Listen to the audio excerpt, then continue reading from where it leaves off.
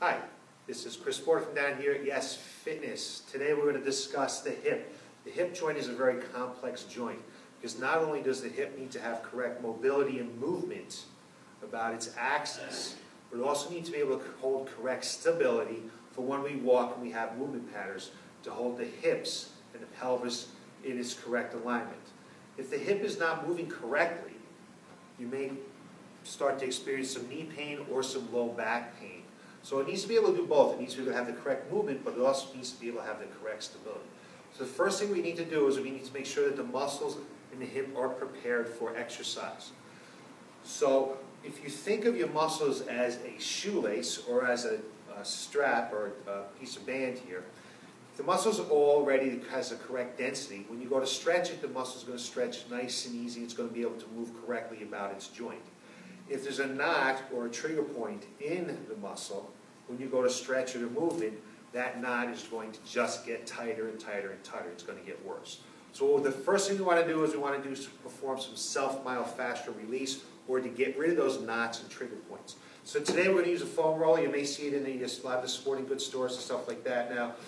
This is just a very dense foam roller. If you're just starting out, you might get something that's a little bit less dense, might not cause as much discomfort.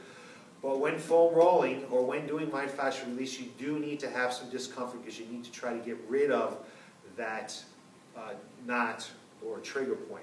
So the first muscle group we're going to stretch, or I should say we're going to foam roll, is going to be the hamstrings and the back of the thighs. So we're just going to sit down, we're going to get up on the foam roll, and we're going to start to roll. So as we roll, we're going to get some blood and nutrients into the muscles and get rid of some of that waste products that might occur as we start to exercise. So you're just going to foam roll back and forth 6, 8, 10 times. If you find a spot where there is some discomfort, you might want to stay on that spot and just hold it there for 30 seconds or so, or just roll right over it gently. Small rolls to get rid of that trigger point. From the front of the thigh, we're now going to go to the glutes, or your backside right here on the hip. So we're going to cross your right ankle over your left knee. We're going to get a little bit of lean, and we're going to roll right onto that hip. So not only will this get the glute muscle, but it's also going to get the piriformis and some of the smaller external rotating muscles of the hip. So a lot of times you might feel some discomfort in here. You might want to just stay on that spot or roll right over it. Once we've completed the glute and the piriformis, we're going to go all the way around the body. We're going to take the IT band, we're going to go right down the outside of the leg, and we're going to make sure we get right up here in the glute medius, right below the hip bone. So you're going to lie right on your side. We're going to try to roll from the knee all the way to the hip. From the knee all the way down to the hip, but make sure we get right up there above, just below that hip point, above the hip bone, right into this part of the musculature. From there, we're going to move to the thigh, the front of the thigh. So we want to make sure we get right up here into the hip flexors and the front of the thighs. We're going to take that foam roller. We're going to come to the edge a little bit. Get to the front of the thigh. 8, 10 times.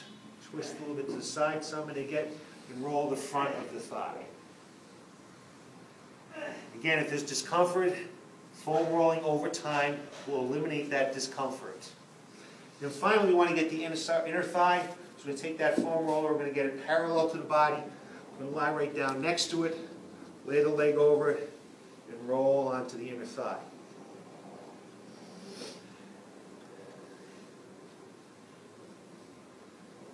So there, we foam rolled the whole hip region and all the musculature that will allow us now to exercise and perform activities to make sure that the hip is not only performing correct stability, but mobility.